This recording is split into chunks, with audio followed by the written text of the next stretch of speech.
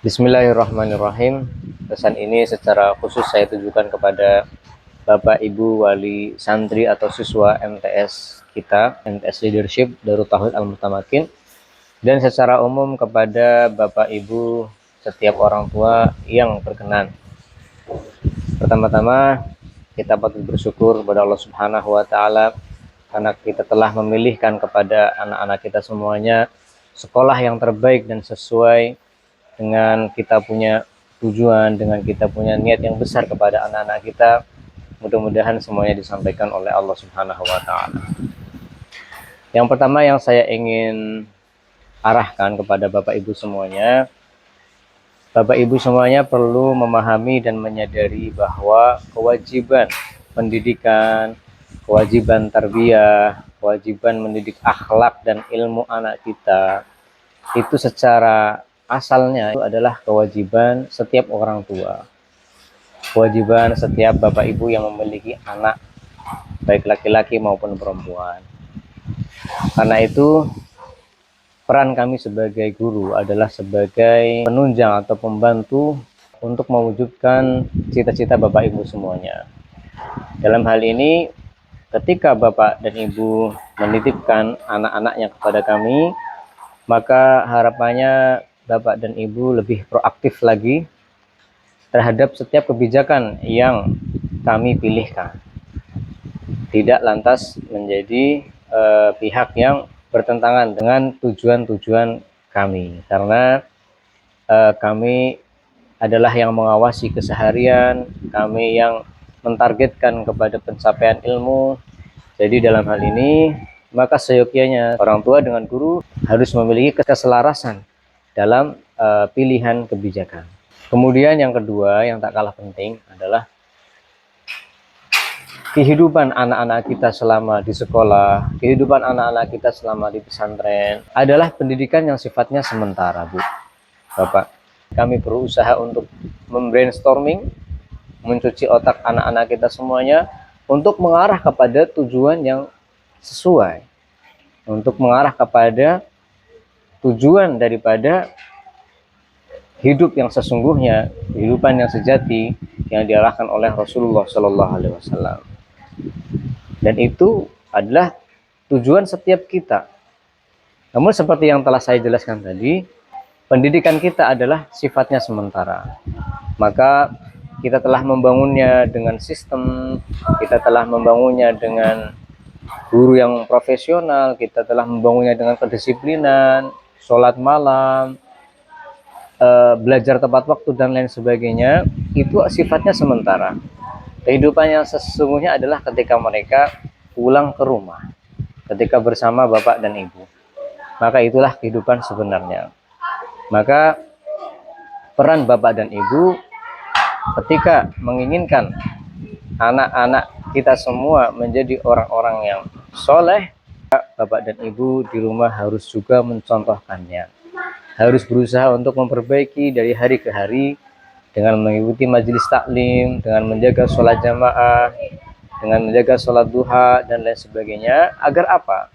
Agar anak kita merasa bahwa pendidikan itu tidak lahir dari sekolah saja, tapi dari orang tua, sehingga melahirkan kesadaran, oh aku memang harus seperti ini, orang tuaku ternyata sama seperti guruku mengajarkan.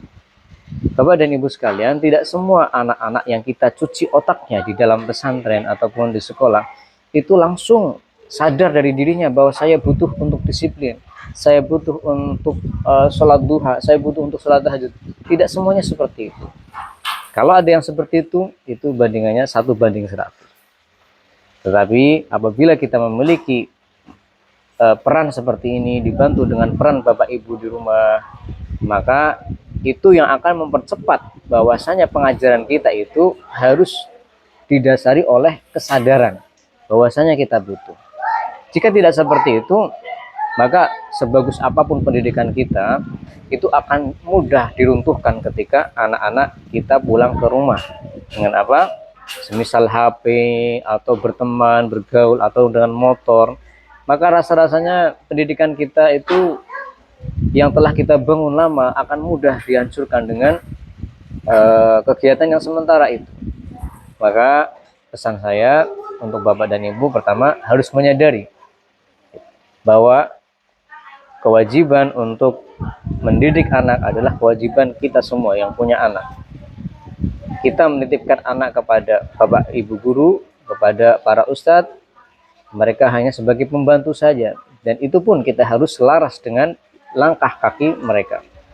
Yang kedua, jika kita ingin merubah anak kita, maka kita berusaha untuk merubah terlebih dahulu, meskipun tidak bersama mereka karena mereka mondok. Mungkin kita harus berusaha melatih diri kita untuk gemar sholat berjamaah, sholat malam, kemudian mendoakan mereka di sepertiga malam kita, karena itu adalah tugas kita dan itu yang lebih manjur. Nah, apabila sudah seperti itu, insya Allah perjalanannya akan mulus dan anak kita akan memiliki kesadaran, akan memiliki karakter yang baik. Sampai kapan? Sampai bapak dan ibu terlepas secara syariat kepada tanggungan mereka. Anak putri, maka bapak dan ibu akan lepas ketika mereka memiliki suami yang baik. Dan seterusnya telah diatur dalam aturan agama. Dan yang tak kalah penting, apabila pesantren mengadakan pengajian atau konseling untuk bapak dan ibu, maka hadirlah. Itu adalah kebutuhan dan unsur pokok di dalam pendidikan. Dan apabila itu tidak dilakukan, maka akan ada ketimpangan dalam pendidikan kita yang akan mengakibatkan naudzubillah pada gagalnya prosesi pendidikan kita, meskipun anak bapak dan ibu disekolahkan di sekolah yang terbaik sebagaimanapun baiknya. Apabila kita tidak berusaha merubah keluarga kita, nuansa dalam keluarga kita, maka rasa-rasanya itu akan menjadi batu sandungan yang teramat besar. Demikian, dan insya Allah saya akan menerjemahkan kitabnya Habib Umar yang 2 jilid. Ini berisi tarbiyah mulai dari lahir sampai pendidikan anak tingkat lanjut. Akan saya sertakan juga insya Allah studi kasusnya, dan insya Allah bapak dan ibu bisa memesannya ketika sudah jadi nanti. Dan dengan buku apapun, dengan guru siapapun, dengan sekolah apapun, semuanya adalah apabila didasari dengan niat yang baik, maka itu adalah sebuah kebaikan. Kebaikan dari mana saja, yang penting niatnya untuk Allah dan Rasulullah SAW.